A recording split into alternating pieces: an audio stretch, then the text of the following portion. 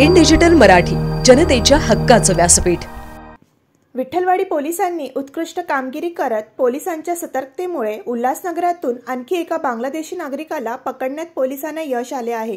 बांगलादेश नागरिक जोरुल मोहम्मद शेख हा विजा पडताळणीसाठी विठ्ठलवाडी पोलीस ठाण्यात पासपोर्ट पडताळणी कक्षात आला होता।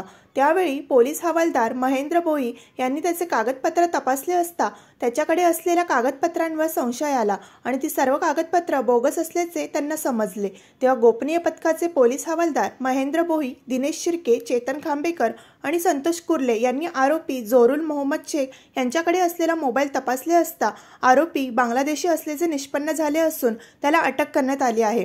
त्याच्याकडे बनावट आधार कार्ड आणि इतर कागदपत्रे बनावट असल्याचे मिळून आले असून पारपत्र व विजा अनधिकृतपणे वास्तव्य करत असल्यामुळे त्याच्या विरुद्ध पासपोर्ट अधिनियम, विदेशी व्यक्ती अधिनियम गुन्हा दाखल केला असून त्याला न्यायालयात हजर केले असता 20 फेब्रुवारीपर्यंत पोलीस कोठडी देण्यात आली आहे, अशी माहिती वरिष्ठ पोलीस निरीक्षक अनिल पडवळ यांनी दिली आहे। विठ्ठलवाडी पोलीस स्टेशन येथील पासपोर्ट विभाग या ठिकाणी दिनांक 15 फेब्रुवारी 2025 रोजी एक व्यक्ती नामे जोरुल मोहम्मद शेख, वय वर्ष 33, हा बाहेर देशात जाण्यासाठी PCC पोलीस क्लिअरन्स सर्टिफिकेट मिळवण्यासाठी आलेला होता।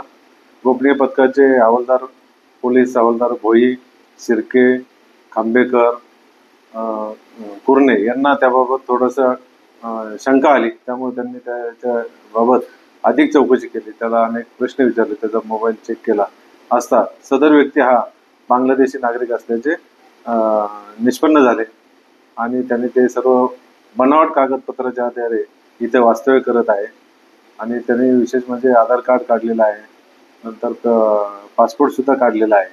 तर या सर्वाबाबत पोलीस हवालदार भोई यांनी दिलेल्या तक्रारीवरून तात्काळ आपण पासपोर्ट अधिनियम, विदेशी व्यक्ती अधिनियम आणि BNS कायदा यानुसार गुन्हा दाखल केलेला आहे। PSI दराडे हे त्याचा तपास करत असून सदर व्यक्तीला अटक केलेली आहे। 20 तारीखपर्यंत त्याला पोलीस कस्टडी रिमांड मिळवणार आहे।